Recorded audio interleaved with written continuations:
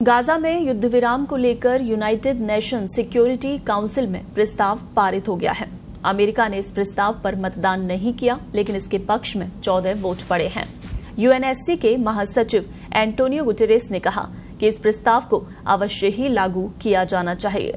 Guterres ने एक x post में कहा, सुरक्षा परिषद ने गाजा में बहुप्रतीक्षित प्रस्ताव को मंजूरी दे दी, जिसमें तत्काल युद्ध विराम और सभी बंधकों की तत्काल और बिना शर्त रिहाई की मांग की गई थी। उन्होंने कहा कि इस प्रस्ताव को लागू किया जाना चाहिए। विफलता माफी योग्य नहीं होगी। अमेरिका लगातार गाजा में बंदी बनाए गए लोगों की रिहाई की मांग कर रहा है। हालांकि यूएनएससी से पारित प्रस्ताव में उन बंधकों की रिहाई की भी मांग की गई थी, लेकिन अमेरिका ने इस पर वोटिंग से परहेज किया।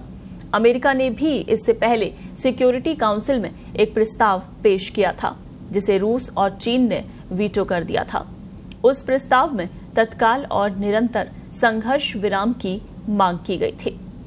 वहीं गाजा में युद्ध विराम की मांग वाले प्रस्ताव पर अमेरिका के वीटो नहीं करने से इजराइल के प्रधानमंत्री बेंजामिन नेतन्याहू नाराज हो गए हैं। उनका कहना है कि वो गाजा में युद्ध विराम के लिए यूएनएससी के प्रस्ताव को वीटो नहीं करने पर वाशिंगटन में योजना के मुताबिक प्रतिनिधिमंडल नहीं भेजेंगे। मसलन अमेरिका की तरफ से इजराइल पर युद्ध विराम को लेकर कथित रूप से लगातार दबाव बनाया जा रहा था। इस पर दोनों मुल्कों में बातचीत चल रही थी।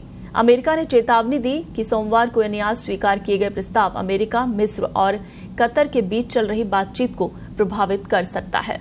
मसलन बीते कुछ दिनों से अमेरिकी विदेश मंत्री लगातार मिडिल ईस्ट का दौरा कर रहे हैं और गाजा में बंधकों की रिहाई पर प्रमुखता से बातचीत कर रहे हैं। इस बीच उन्होंने युद्ध विराम का भी समर्थन किया है।